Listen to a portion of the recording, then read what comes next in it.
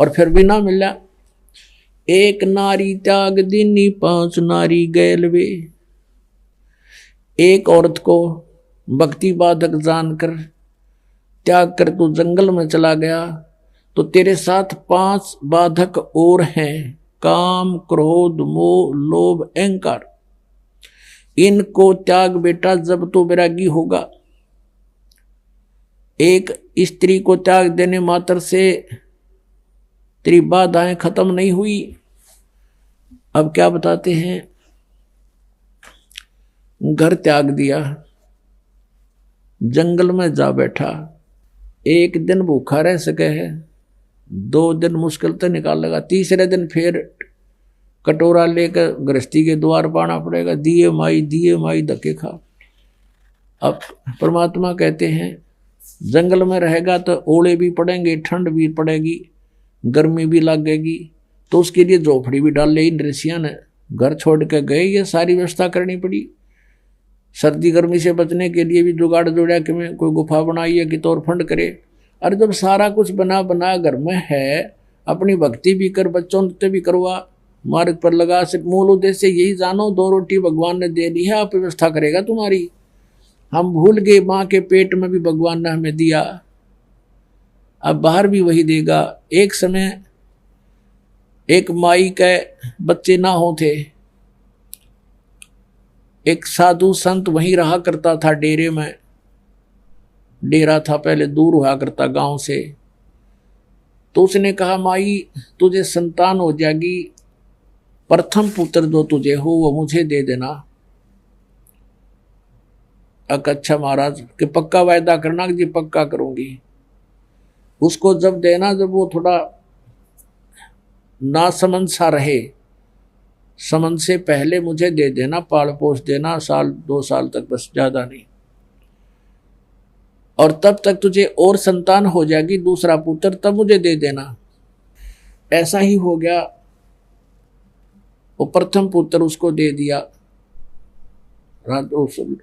साधु को दे दिया, दूसरा पुत्र हो गया, 2 कन्याएं होगी बाद में।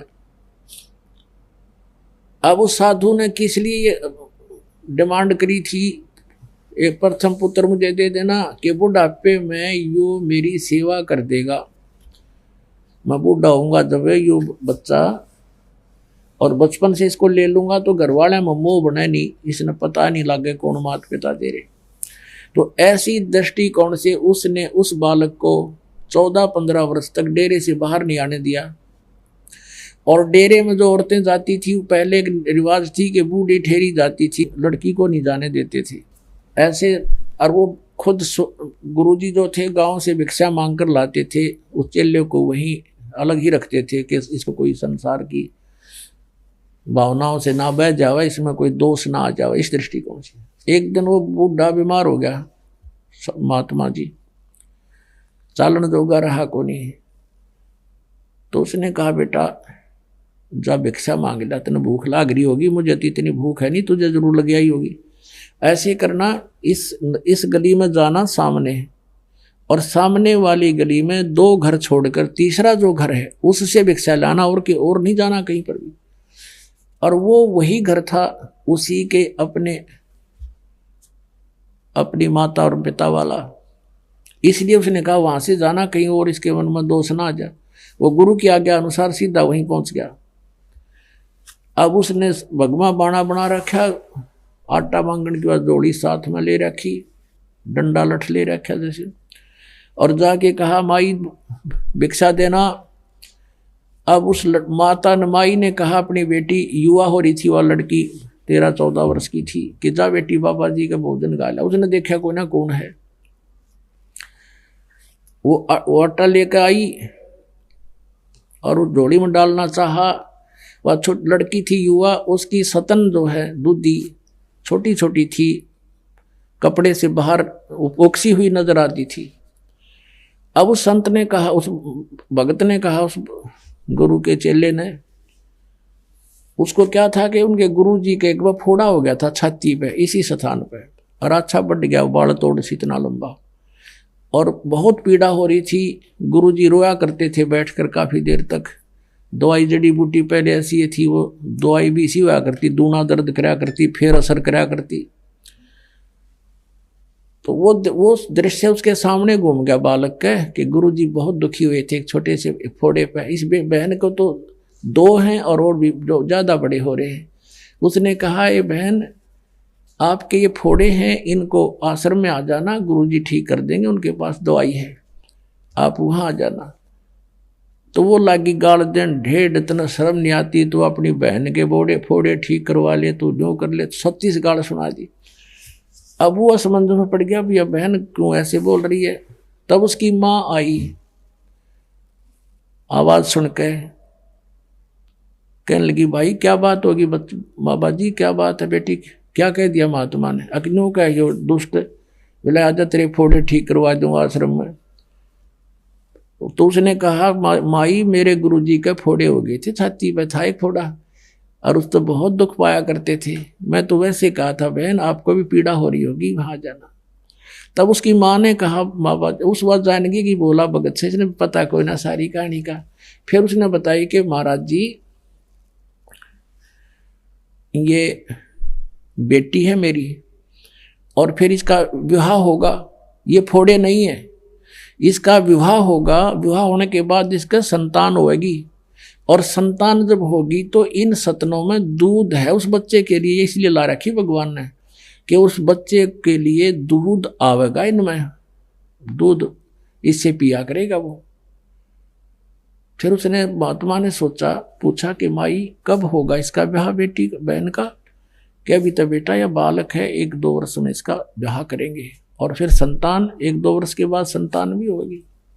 अच्छा, तो भगवान को इतनी चिंता है कि उसके गर्भ में बच्चा होगा, बच्चा बाहर आएगा और फिर वो दूध भगवान इसके सतन में भेज देगा।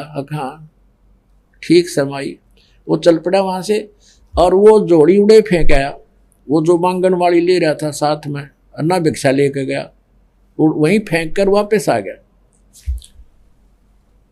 वापस फेंक कर आ गया तो गुरुजी ने पूछा, बेटा क्या बात है, भिक्षा नहीं लाया? अक नहीं गुरुजी। परमात्मा ऐसे ऐसे मैंने कहानी सुनी है भगवान की कि बच्चा बाहर आने से पहले उसके दूध की व्यवस्था कर देता है। हाँ क्या की बात होगी? तो फिर गुरुदेव अब हम अपने भोजन की चिंता हम करें तो हमारे जैसा नालायक नहीं, जब हम उसके लिए बैठे यहाँ पर फेंका जोड़ी में, तो आप पर देगा भगवान। वो बाबा जी ने सोचा, अच्छा नालायक टकराया, ये मन नहीं भूखा मारेगा और आप भी मरेगा। अब उसको विश्वास नहीं था, उसका बालक था, वह बात दृढ़ होगी क्योंकि पिछले संस्कार भी होते हैं तो इस तरह की बातें विश्वास होता है। वो बैठ गए एक लोग जाके, बाबा जी लाचार, वो चल नहीं सके था। उसके मुंह का नहीं देखा, बेटा तू उठा ला जोली ने। अगर नहीं गुरुदेव, और आपकी सारी बात मानूंगा पर ये नहीं मान सकता मैं।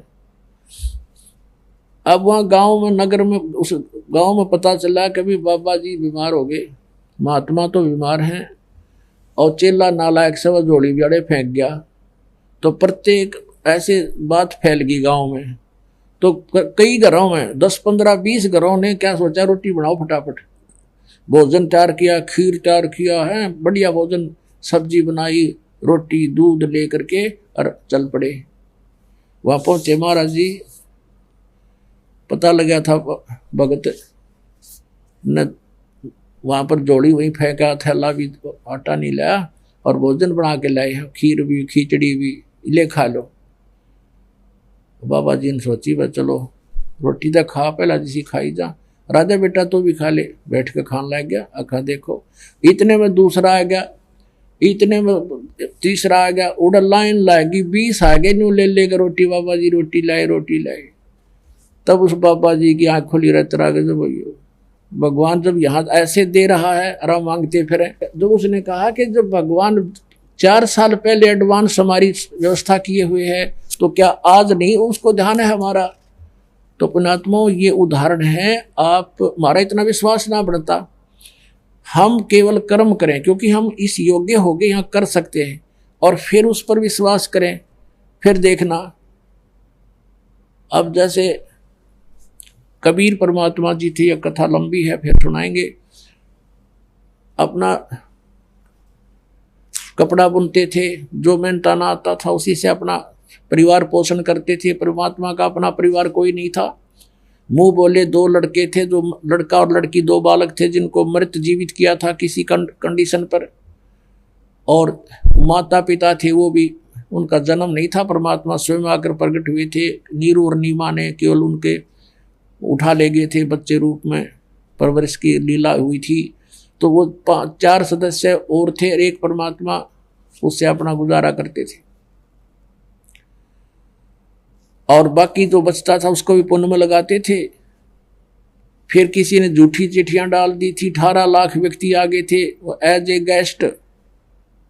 तो परमात्मा ने उन 18 लाख को 3 दिन तक मोहन भोजन खिलाए थे। कहते हैं कल पे कारण कौन है, कर सेवा निकाम, और मन इच्छा फल देऊंगा जो पड़े मेरे ते काम। बोलो सतगुरुदेव।